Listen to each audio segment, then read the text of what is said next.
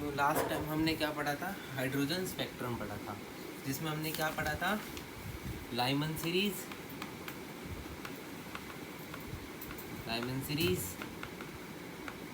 क्या होता था, इसमें हमने मेन n बराबर 1 पर, इसमें हमने क्या पढ़ा था, first line of Lyman series जिसमें n बराबर n1 बराबर 1 और n2 बराबर 2 3 4 up to infinity.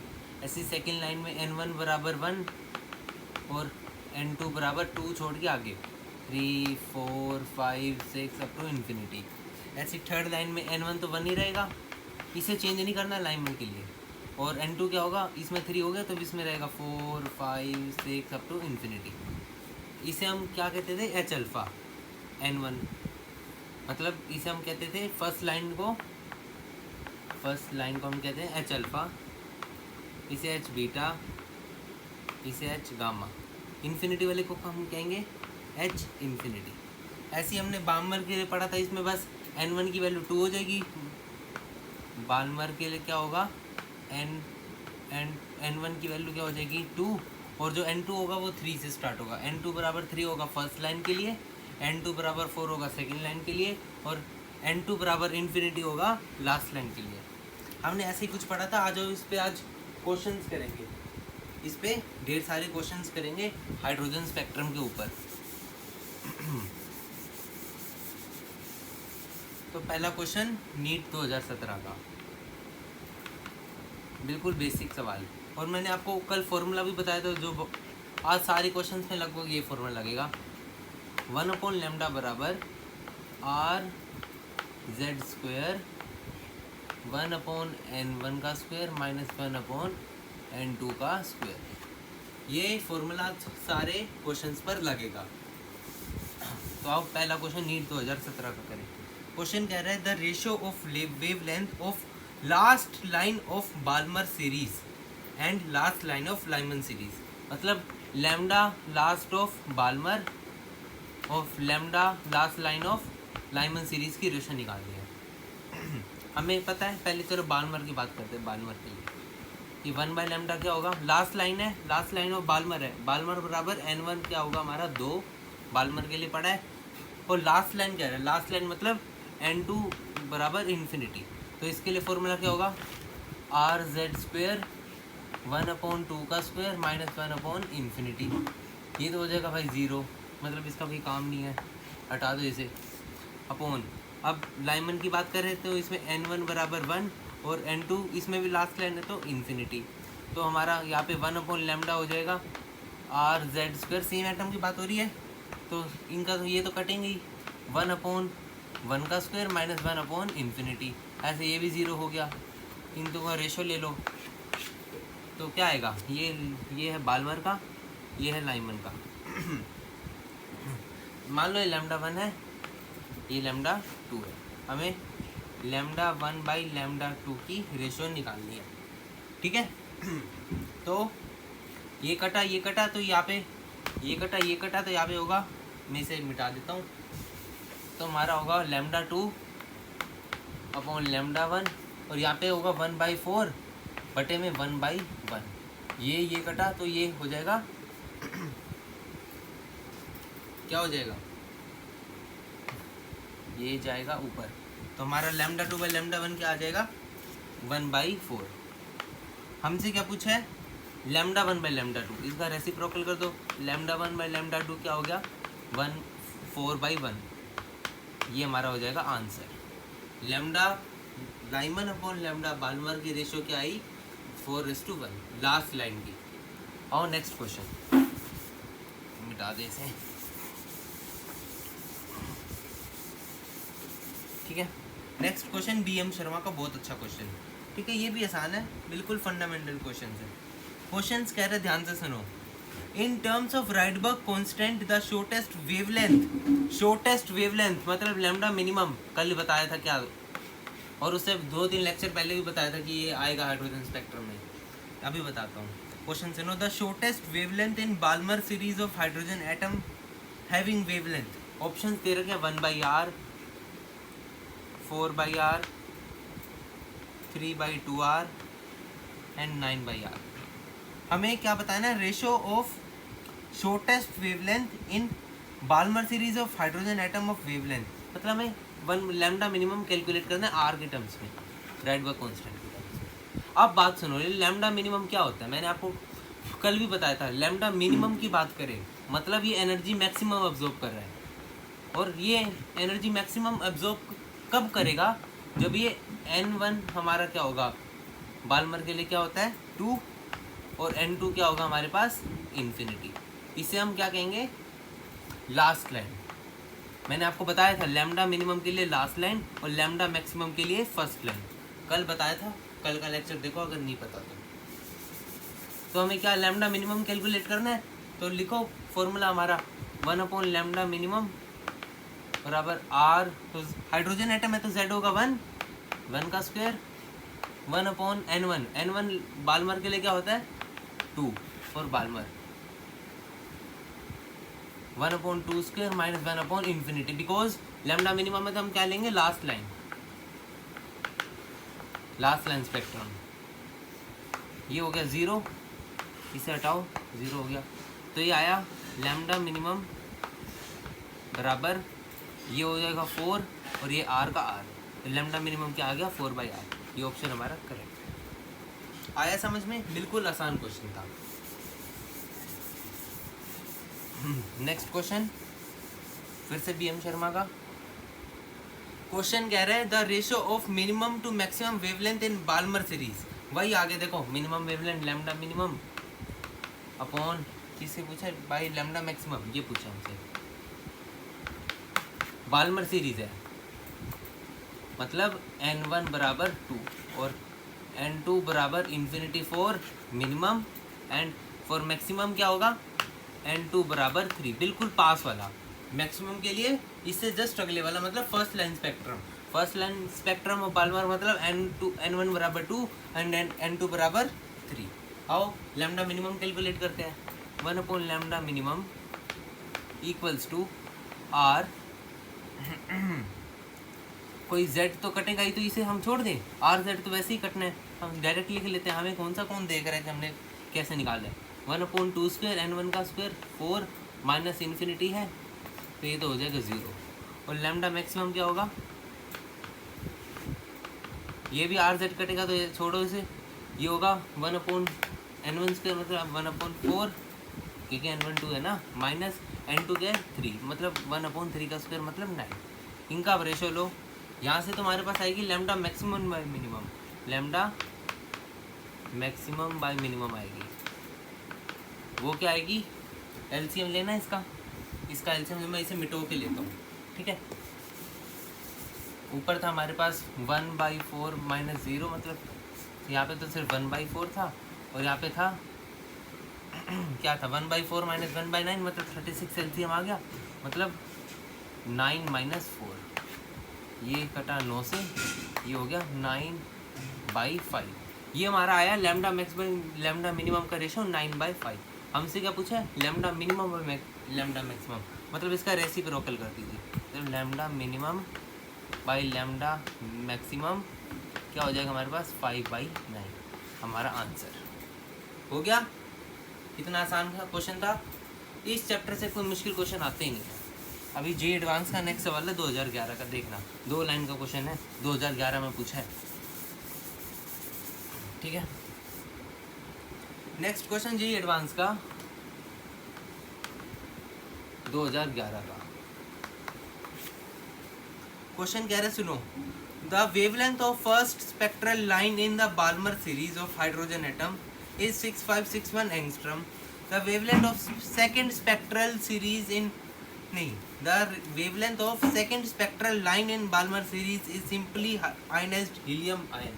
Simply ionized helium ion का मतलब है कि He सिंगल प्लस, मतलब एक तरीके से हाइड्रोजन एटम है, ये बेवकूफ़ बना रहा है।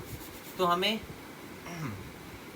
इसमें क्या दे रखा है 1/1 लैम्डा हमें दे रखा है, क्या दे रखा है फर्स्ट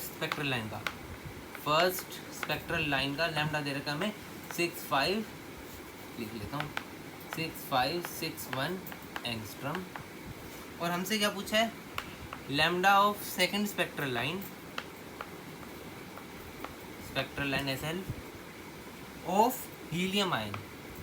हीलियम का एटॉमिक नंबर Z बराबर 2 और हाइड्रोजन का Z बराबर 1।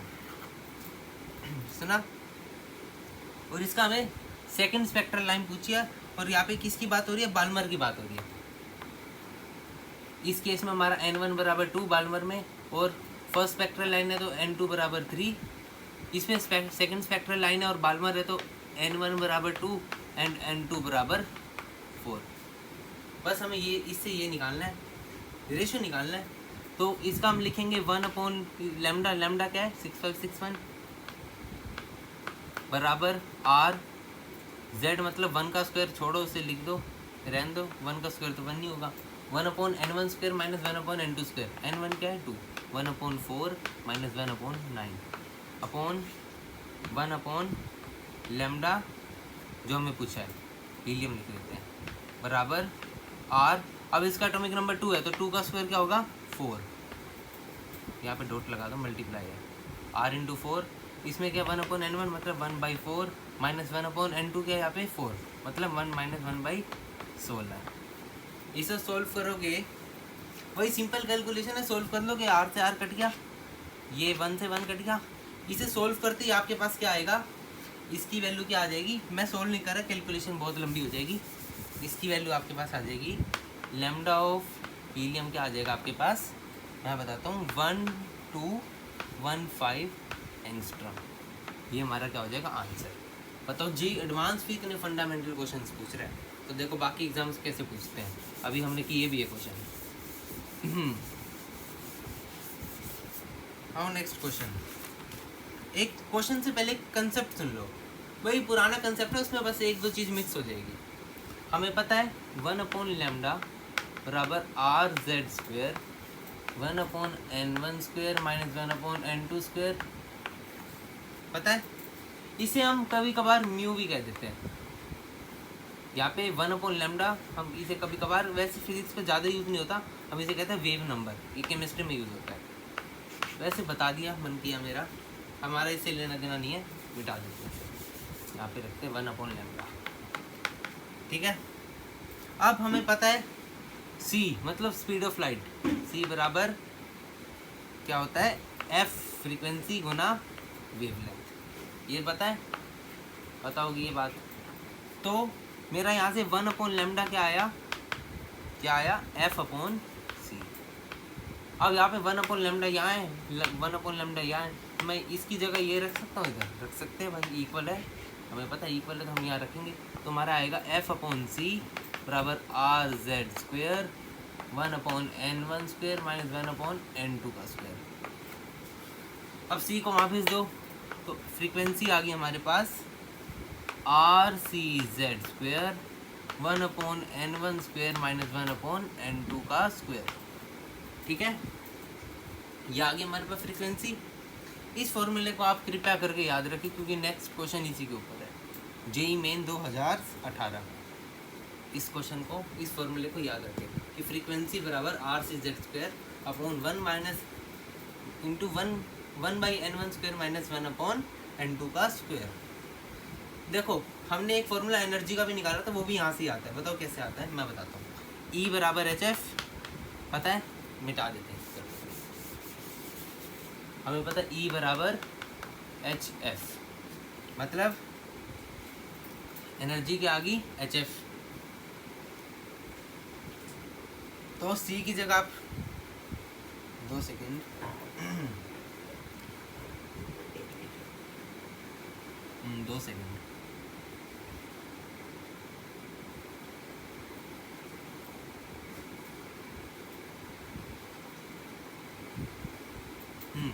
आप इस फ्रीक्वेंसी की जगह क्या लिख सकते हो? E/h। सॉरी, मैं ना थोड़ा सा कंफ्यूज हो गया था। आप यहाँ से फ्रीक्वेंसी की क्या वैल्यू निकालोगे? E/h, एंड E/h को यहाँ रख दो, तो फ्रीक्वेंसी की जगह यहाँ पे आ जाएगा E/h, और हमें चाहिए एनर्जी, ठीक है, एनर्जी चाहिए, तो h को आप यहाँ ले जाओ, तो हमारा एनर्जी का फॉर्मेट क्या आ जाएगा? E बराबर RHCZ स्क्वायर।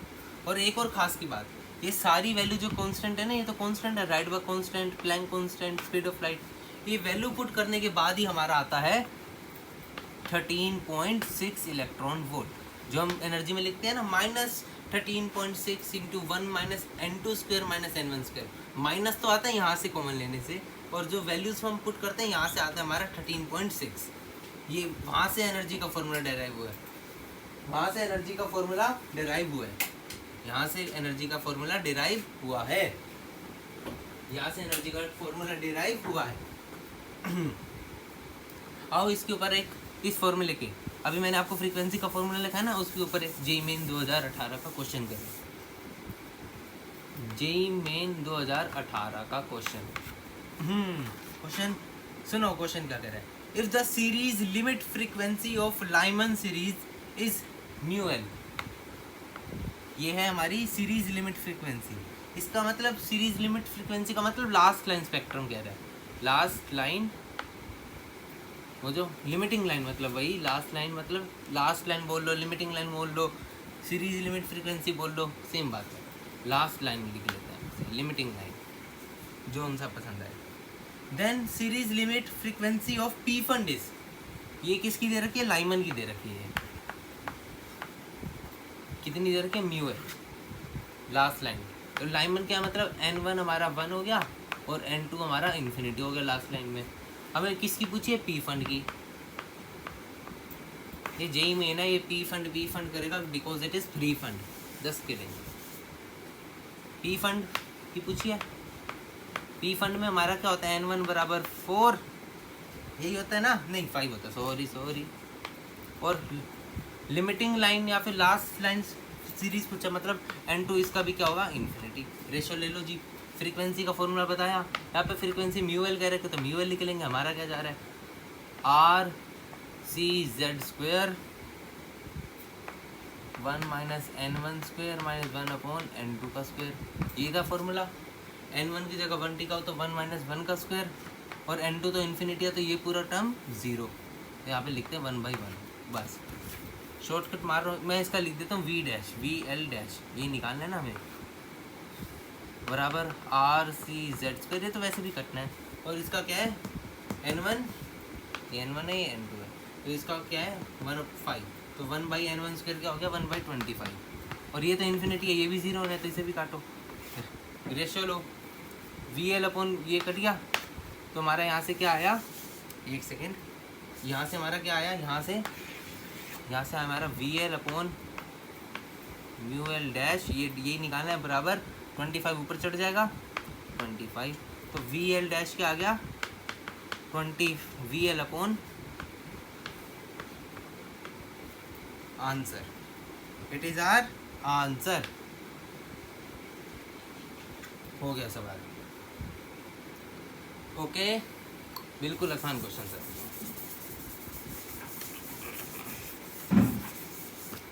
नाउ देखो लगातार सवाल हो रहे हैं, बस कितने क्वेश्चन, 2 क्वेश्चन और कराऊंगा और एक पीजी सा कंसेप्ट बताऊंगा, आज का लेक्चर खत्म। आज इसी साल का नीट 2023 का क्वेश्चन, इसी साल का करंट 7 मई के पेपर के सवाल, बिल्कुल ओरिजिनल सवाल क्वेश्चन पढ़ता हूँ। The hydrogen spectrum, in hydrogen spectrum the shortest wavelength in the Balmer series is lambda, then the shortest value of bracket is, ये दे रखा है हमें शॉर्टेस्ट वेवलेंथ मतलब लैम्डा मिनिमम की बात कर रहा है, और ये बाल्मर की बात कर रहा है। लैम्डा मिनिमम शॉर्टेस्ट, वही लैम्डा मिनिमम एक ही बात होगी, मतलब n1 बराबर 2 और n2 बराबर इन्फिनिटी की बात हो रही है। और ब्रैकेट की पूछ रहा है, इसकी क्या है, लैम्डा दे रखी है इन्होंने, लैम्डा मिनिमम वही लैम्डा, और ब्रैकेट की पूछ रहा है, ब्रैकेट में क्या होता है n1 बराबर 4, और इसकी भी शॉर्टेस्ट पूछ रहा है, मतलब इसकी भी n2 क्या होगी, इन्फिनिटी होगी।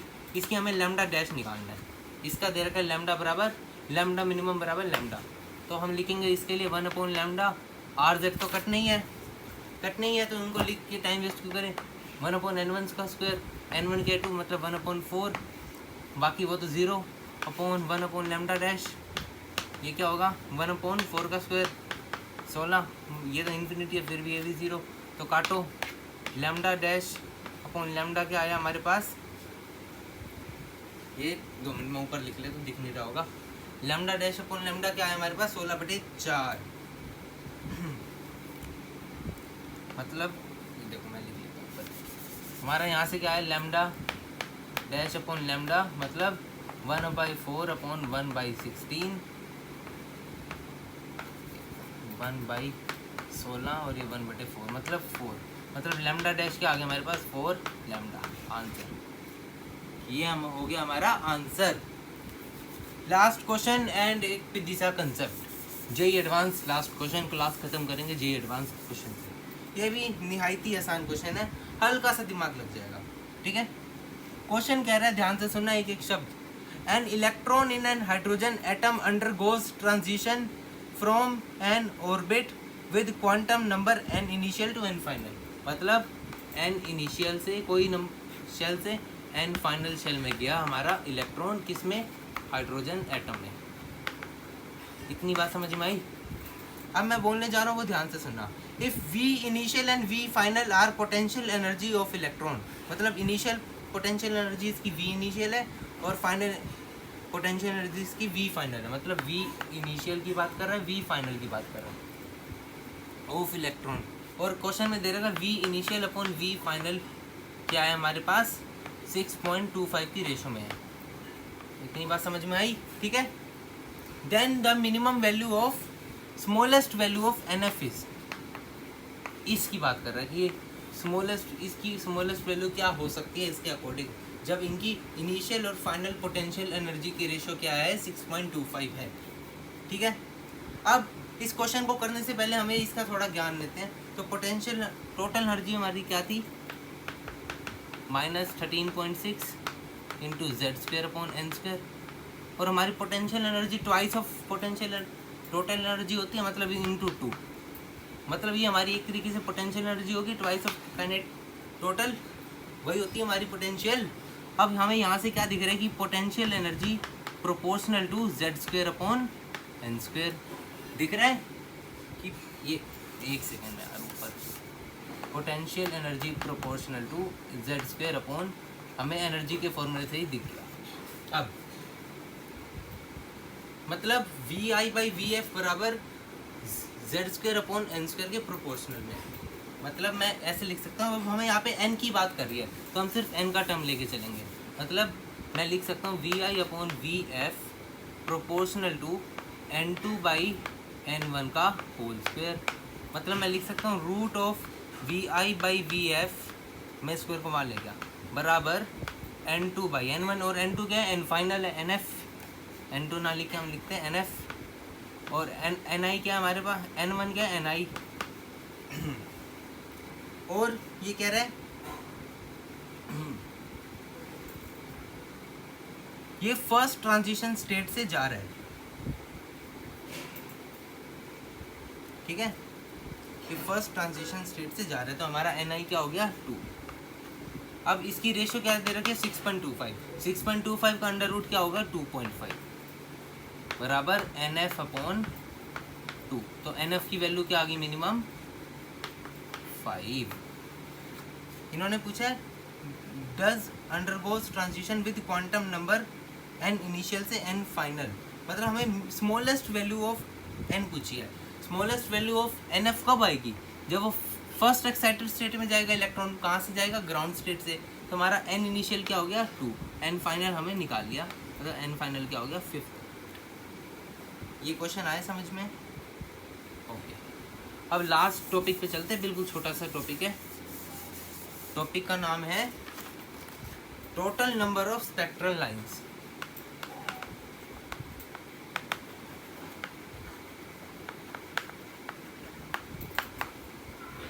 ये हमारा टॉपिक का नाम। इसका सीधा सा फॉर्मूला है, नो डेरिवेशन नो बकवास, ओनली फॉर्मूला रख लो, क्वेश्चंस हो जाएंगे। कल इसके क्वेश्चंस करेंगे एक आधे, वैसे ज़रूरत तो है नहीं, बिल्कुल नकली सा फॉर्मूला। नंबर ऑफ कोई टोटल नंबर ऑफ स्पेक्ट्रल, ऐसे लिख लेते हैं स्पेक्ट्रल लाइन को, बराबर N2 - N1 into N2 - N1 + 1, N2 - N1 + 1 divided by 2। ये फॉर्मूला है, बस इसे याद रखना। कहीं पे भी अगर आ जाए number of spectral lines from n बराबर 4 से n बराबर 2, मतलब n2 की वैल्यू 4, n1 की 2, इसमें बस टिका दो, आपका नंबर ऑफ स्पेक्ट्रल लाइंस आ जाएगा। आज का कार्यक्रम यही ख़त्म। हमने हाइड्रोजन स्पेक्ट्रम पे लगभग 7 से 9 क्वेश्चन कर लिए। नेक्स्ट टॉपिक हमारा कुछ और होगा। बाय।